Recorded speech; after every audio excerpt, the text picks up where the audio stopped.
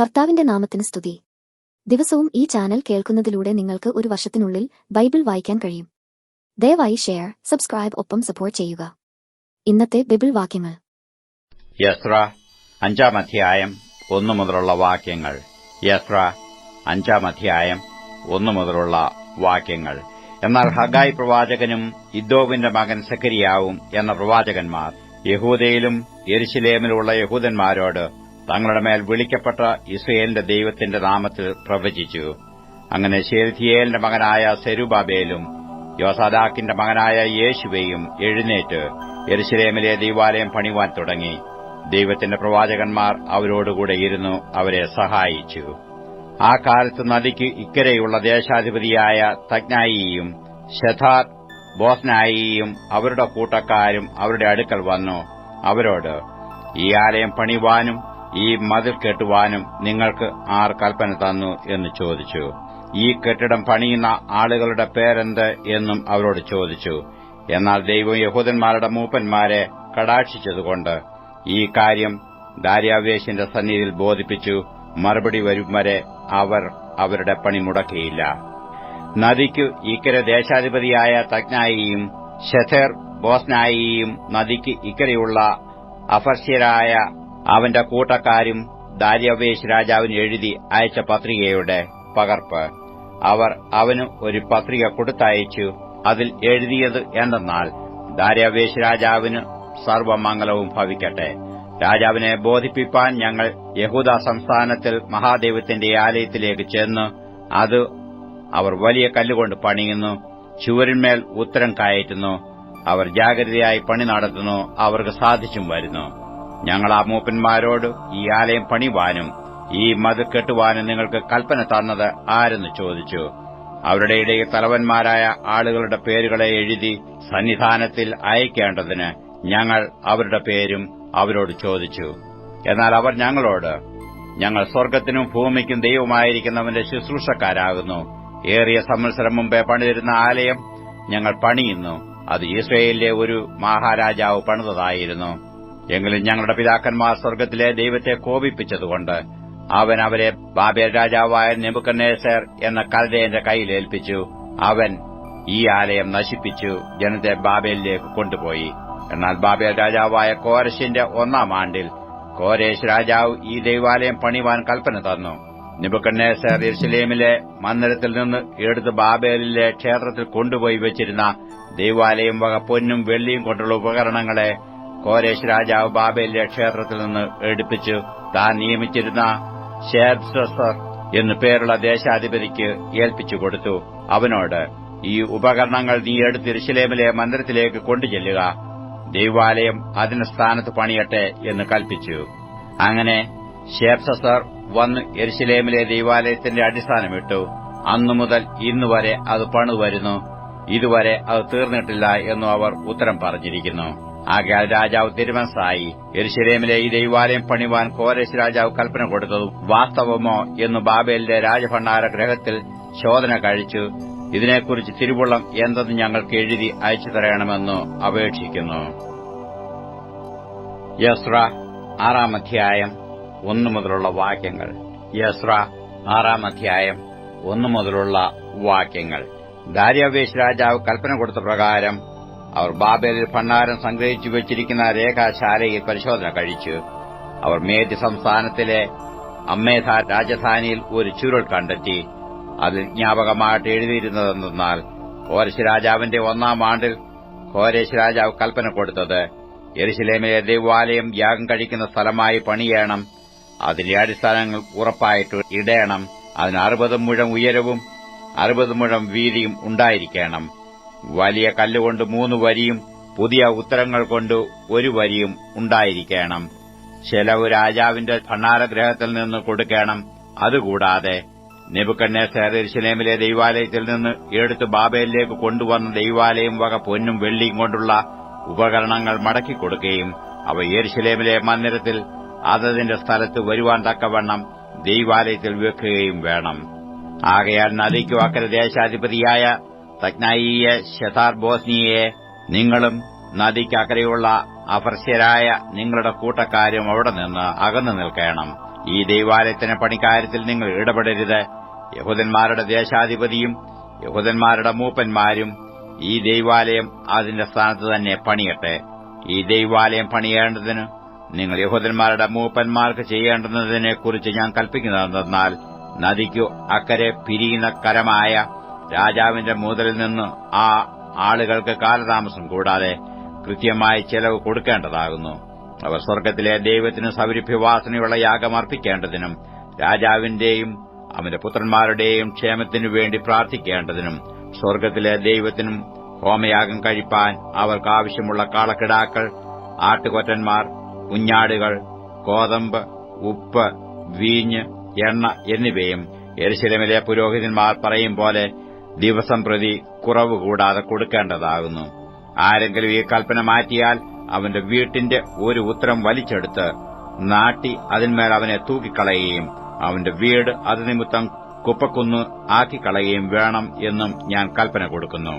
ഇത് മാറ്റുവാനും യെരൂശലേമിലെ ഈ ദൈവാലയം നശിപ്പിപ്പാനും തുനിയുന്ന ഏത് രാജാവിനും ജനത്തിനും തന്റെ നാമം അവിടെ വസിക്കുമാറാക്കിയ ദൈവം നിർമ്മൂലനാശം വരുത്തും. ദാര്യാവേശായ ഞാൻ കൽപ്പന കൊടുക്കുന്നു. ഇത് ജാഗ്രതയോടെ നിവർത്തിക്കേണ്ടതാകുന്നു. അപ്പോൾ നദിക്ക് ഇക്കരെയുള്ള ദേശാധിപതിയായ തഗ്നായിയെയും ശെതർ ബോസ്നായിയെയും അവരുടെ കൂട്ടക്കാരും ദാര്യാവേശ് രാജാവ് കൽപ്പന അയച്ചതുപോലെ തന്നെ ജാഗ്രതയോടെ ചെയ്തു. യഹൂദന്മാരുടെ മൂപ്പന്മാർ പണിത് ഹഗായി പ്രവാചകനും ഇദ്ദോവിന്റെ മകനായ സെക്കരിയാവും പ്രവചിച്ചതിനാൽ അവർക്ക് സാധിച്ചും വന്നു. അവർ ഇസ്രായേലിന്റെ ദൈവത്തിന്റെ കൽപ്പന പ്രകാരവും കോരശിന്റെയും ദാര്യാവേശിന്റെയും പാർസി രാജാവായ അർത്തഹ്ശഷ്ടാവിന്റെയും കൽപ്പന പ്രകാരം അത് പണിതു തീർത്തു. ദാര്യാവേശ് രാജാവിന്റെ വാഴ്ചയുടെ 6-ാം ആണ്ടിൽ ആദാർ മാസം 3-ാം തീയതി ഈ ആലയം പണിതു തീർന്നു. ഇസ്രായേൽ മക്കളും പുരോഹിതന്മാരും ലേവ്യരും ശേഷം പ്രവാസികളും സന്തോഷത്തോടെ ഈ ദൈവാലയത്തിന്റെ പ്രതിഷ്ഠ കഴിച്ചു. ഈ ദൈവാലയത്തിന്റെ പ്രതിഷ്ഠയ്ക്ക് 100 കാളയെയും 200 ആട്ടുകൊറ്റനെയും 400 കുഞ്ഞാടിനെയും ഇസ്രായേൽ ഗോത്രങ്ങളുടെ എണ്ണത്തിനൊത്തവണ്ണം എല്ലാ ഇസ്രായേലിനും വേണ്ടി പാപയാഗത്തിനായി 12 വെള്ളാട്ടുകൊറ്റനെയും യാഗം കഴിച്ചു. മോശെയുടെ പുസ്തകത്തിൽ എഴുതിയിരിക്കുന്നതുപോലെ അവർ യെരൂശലേമിലുള്ള ദൈവത്തിന്റെ ശുശ്രൂഷയ്ക്ക് പുരോഹിതന്മാരെ കൂറുകൂറായി ലേവ്യരെ തരംതരമായി നിർത്തി. 1-ാം മാസം 14-ാം തീയതി പ്രവാസികൾ പെസഹ ആചരിച്ചു. പുരോഹിതന്മാരും ലേവ്യരും തങ്ങളെ തന്നെ ഒരുപോലെ ശുദ്ധീകരിച്ചിരുന്നു. എല്ലാവരും ശുദ്ധിയുള്ളവരായിരുന്നു. അവർ സകല പ്രവാസികൾക്കും തങ്ങളുടെ സഹോദരന്മാരായ പുരോഹിതന്മാർക്കും തങ്ങൾക്കും വേണ്ടി പെസഹ ആർത്തു. അങ്ങനെ പ്രവാസത്തിൽ നിന്ന് മടങ്ങിവന്ന ഇസ്രായേൽ മക്കളും ഇസ്രായേലിന്റെ ദൈവമായ യഹോവയെ അന്വേഷിക്കേണ്ടതിന് ദേശത്തെ ജാതികളുടെ അശുദ്ധിയെ വെടിഞ്ഞു വന്നവർ ഒക്കെയും പെസഹ തിന്നു. യഹോവ അവരെ സന്തോഷിപ്പിക്കുകയും ഇസ്രായേലിന്റെ ദൈവമായ ദൈവത്തിന്റെ ആലയത്തിന്റെ പണിയിൽ അവരെ സഹായിക്കേണ്ടതിന് അശ്ശൂർ രാജാവിന്റെ ഹൃദയത്തെ അവർക്ക് അനുകൂലമാക്കുകയും ചെയ്തതുകൊണ്ട് അവർ പുളിപ്പില്ലാത്ത അപ്പത്തിന്റെ പെരുന്നാൾ 7 ദിവസം സന്തോഷത്തോടെ ആചരിച്ചു. യോഹന്നാൻ എഴുതിയ സുവിശേഷം 5-ാം അധ്യായം 1 മുതലുള്ള വാക്യങ്ങൾ. യോഹന്നാൻ എഴുതിയ സുവിശേഷം 5-ാം അധ്യായം 1 മുതലുള്ള വാക്യങ്ങൾ. അതിന്റെ ശേഷം യഹൂദന്മാരുടെ ഒരു ഉത്സവം ഉണ്ടായിട്ട് യേശു യെരൂശലേമിലേക്ക് പോയി. യെരൂശലേമിൽ ആട്ടുവാതിൽക്കൽ ബെഥെസ്ദ എന്ന് എബ്രായ പേരുള്ള ഒരു കുളമുണ്ട്. അതിന് 5 മണ്ഡപം ഉണ്ട്. അവയിൽ വ്യാധിക്കാർ, കുരുടർ, മുടന്തർ, ക്ഷയരോഗികൾ ഇങ്ങനെ വലിയൊരു കൂട്ടം വെള്ളത്തിന്റെ ഇളക്കം കാത്തുകൊണ്ട് കിടന്നിരുന്നു. അതത് സമയത്ത് ഒരു ദൂതൻ കുളത്തിൽ ഇറങ്ങി വെള്ളം കലക്കും. വെള്ളം കലങ്ങിയ ശേഷം ആദ്യം ഇറങ്ങുന്നവൻ ഏത് വ്യാധി പിടിച്ചവനായിരുന്നാലും അവന് സൗഖ്യം വരും. എന്നാൽ 38 ആണ്ട് രോഗം പിടിച്ചു കിടന്നൊരു മനുഷ്യൻ അവിടെ ഉണ്ടായിരുന്നു. അവൻ കിടക്കുന്നത് യേശു കണ്ടു, ഇങ്ങനെ ഏറിയ കാലമായിരിക്കുന്നു എന്നറിഞ്ഞ് നിനക്ക് സൗഖ്യമാകുവാൻ മനസ്സുണ്ടോ എന്നു അവനോട് ചോദിച്ചു. രോഗി അവനോട്, യജമാനനെ, വെള്ളം കലങ്ങുമ്പോൾ എന്നെ കുളത്തിലാക്കുവാൻ എനിക്ക് ആരുമില്ല. ഞാൻ തന്നെ ചെല്ലുമ്പോൾ മറ്റൊരുത്തൻ എനിക്ക് മുമ്പായി ഇറങ്ങുന്നു എന്ന് ഉത്തരം പറഞ്ഞു. യേശു അവനോട്, എഴുന്നേറ്റ് നിന്റെ കിടക്ക എടുത്ത് നടക്ക എന്ന് പറഞ്ഞു. ഉടനെ ആ മനുഷ്യൻ സൗഖ്യമായി കിടക്കയെടുത്തു നടന്നു. എന്നാൽ അന്ന് ശബത്തായിരുന്നു. ആകയാൽ യഹൂദന്മാർ സൗഖ്യം പ്രാപിച്ചവനോട്, ഇന്ന് ശബത്താകുന്നു, കിടക്ക എടുക്കുന്നത് വിഹിതമല്ല എന്ന് പറഞ്ഞു. അവൻ അവരോട്, എന്നെ സൌഖ്യമാക്കിയവൻ കിടക്ക എടുത്ത് നടക്ക എന്ന് എന്നോട് പറഞ്ഞു എന്നുത്തരം പറഞ്ഞു. അവർ അവനോട്, കിടക്ക എടുത്ത് നടക്ക എന്ന് നിന്നോട് പറഞ്ഞ മനുഷ്യൻ ആർ എന്ന് ചോദിച്ചു. എന്നാൽ അവിടെ പുരുഷാരം ഉണ്ടായിരിക്കയാൽ യേശു മാറിക്കളഞ്ഞതുകൊണ്ട് അവൻ ആരെന്ന് സൌഖ്യം പ്രാപിച്ചവൻ അറിഞ്ഞില്ല. അനന്തരം യേശു അവനെ ദൈവാലയത്തിൽ വെച്ച് കണ്ടു അവനോട്, നോക്ക്, നിനക്ക് സൌഖ്യമായല്ലോ. അധികം തിന്മയായത് ഭവിക്കാതിരിപ്പാൻ ഇനി പാപം ചെയ്യരുത് എന്ന് പറഞ്ഞു. ആ മനുഷ്യൻ പോയി തന്നെ സൌഖ്യമാക്കിയത് യേശു എന്ന് യഹൂദന്മാരോട് അറിയിച്ചു. യേശു ശബ്ബത്തിൽ അത് ചെയ്യുകകൊണ്ട് യഹൂദന്മാർ അവനെ ഉപദ്രവിച്ചു. യേശു അവരോട്, എന്റെ പിതാവ് ഇന്നുവരെയും പ്രവർത്തിക്കുന്നു, ഞാനും പ്രവർത്തിക്കുന്നു എന്ന് ഉത്തരം പറഞ്ഞു. അങ്ങനെ അവൻ ശബ്ബത്തിനെ ലംഘിച്ചതുകൊണ്ട് മാത്രമല്ല, ദൈവം സ്വന്തം പിതാവ് എന്ന് പറഞ്ഞ് തന്നെത്താൻ ദൈവത്തോട് സമമാക്കിയതുകൊണ്ടും യഹൂദന്മാർ അവനെ കൊല്ലുവാൻ അധികമായി ശ്രമിച്ചു പോന്നു.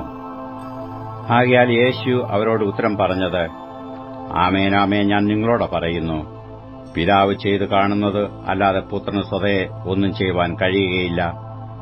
അവൻ ചെയ്യുന്നത് എല്ലാം പുത്രനും അവണ്ണം തന്നെ ചെയ്യുന്നു. പിതാവ് പുത്രനെ സ്നേഹിക്കുകയും താൻ ചെയ്യുന്നതൊക്കെയും അവന് കാണിച്ചു കൊടുക്കുകയും ചെയ്യുന്നു. നിങ്ങൾ ആശ്ചര്യപ്പെടുമാറ് ഇവയിൽ വലിയ പ്രവൃത്തികളും അവന് കാണിച്ചു കൊടുക്കും. പിതാവ് മരിച്ചവരെ ഉണർത്തി ജീവിപ്പിക്കുന്നതുപോലെ പുത്രനും താൻ ഇച്ഛിക്കുന്നവരെ ജീവിപ്പിക്കുന്നു. എല്ലാവരും പിതാവിനെ ബഹുമാനിക്കുന്നതുപോലെ പുത്രനെയും ബഹുമാനിക്കേണ്ടതിന് പിതാവ് ആരെയും ന്യായം വിധിക്കാതെ ന്യായവിധി എല്ലാം പുത്രന് കൊടുത്തിരിക്കുന്നു. പുത്രനെ ബഹുമാനിക്കാത്തവൻ അവനെ അയച്ച പിതാവിനെയും ബഹുമാനിക്കുന്നില്ല. ആമേൻ ആമേൻ ഞാൻ നിങ്ങളോട് പറയുന്നു, എന്റെ വചനം കേട്ടു എന്നെ അയച്ചവനെ വിശ്വസിക്കുന്നവന് നിത്യജീവനുണ്ട്. അവൻ ന്യായവിധിയിലാകാതെ മരണത്തിൽ നിന്ന് ജീവങ്കിലേക്ക് കടന്നിരിക്കുന്നു. ആമേൻ ആമേൻ ഞാൻ നിങ്ങളോട് പറയുന്നു, മരിച്ചവർ ദൈവപുത്രന്റെ ശബ്ദം കേൾക്കുകയും കേൾക്കുന്നവർ ജീവിക്കുകയും ചെയ്യുന്ന നാഴിക വരുന്നു, ഇപ്പോൾ വന്നുമിരിക്കുന്നു. പിതാവിന് തന്നിൽ തന്നെ ജീവനുള്ളതുപോലെ അവൻ പുത്രനും തന്നിൽ തന്നെ ജീവനുള്ളവൻ ആകുമാർ വരം നൽകിയിരിക്കുന്നു. അവൻ മനുഷ്യപുത്രനാകയാൽ ന്യായവിധി നടത്തുവാൻ അവന് അധികാരവും നൽകിയിരിക്കുന്നു. ഇതിങ്കൽ ആശ്ചര്യപ്പെടരുത്. കല്ലറകളിൽ ഉള്ളവർ എല്ലാവരും അവന്റെ ശബ്ദം കേട്ടു നന്മ ചെയ്തവർ ജീവനായും തിന്മ ചെയ്തവർ ന്യായവിധിക്കായും പുനരുത്ഥാനം ചെയ്യുവാനുള്ള നാഴിക വരുന്നു. എനിക്കു സ്വതേ ഒന്നും ചെയ്യുവാൻ കഴിയുന്നതല്ല. ഞാൻ കേൾക്കുന്നതുപോലെ ന്യായം വിധിക്കുന്നു. ഞാൻ എന്റെ ഇഷ്ടമല്ല, എന്നെ അയച്ചവന്റെ ഇഷ്ടമത്രേ ചെയ്യുവാൻ ഇച്ഛിക്കുന്നതുകൊണ്ട് എന്റെ വിധി നീതിയുള്ളതാകുന്നു. ഞാൻ എന്നെക്കുറിച്ച് തന്നെ സാക്ഷ്യം പറഞ്ഞാൽ എന്റെ സാക്ഷ്യം സത്യമല്ല. എന്നെക്കുറിച്ച് സാക്ഷ്യം പറയുന്നത് മറ്റൊരുത്തനാകുന്നു. അവൻ എന്നെക്കുറിച്ച് പറയുന്ന സാക്ഷ്യം സത്യം എന്ന് ഞാൻ അറിയുന്നു.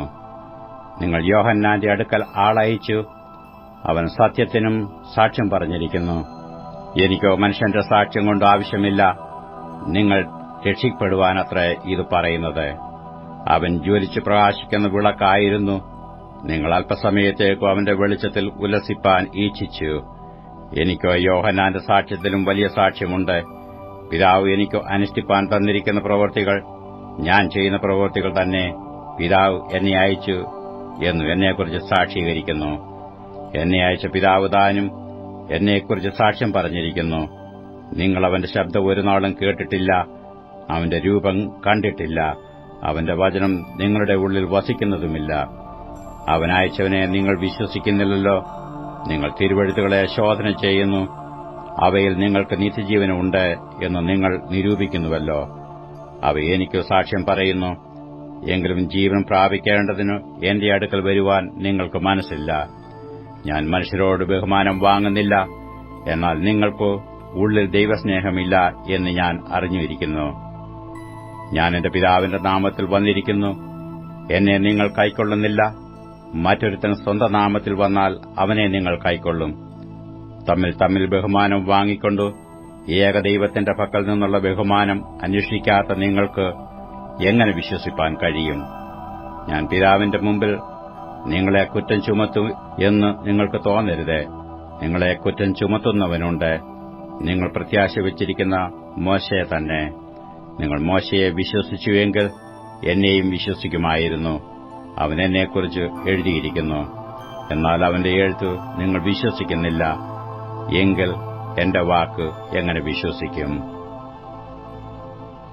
17-ാം സങ്കീർത്തനം 1 മുതലുള്ള വാക്യങ്ങൾ. 17-ാം സങ്കീർത്തനം 1 മുതലുള്ള വാക്യങ്ങൾ. യഹോവേ, ന്യായത്തെ കേൾക്കണമേ, എന്റെ നിലവിളിയെ ശ്രദ്ധിക്കണമേ.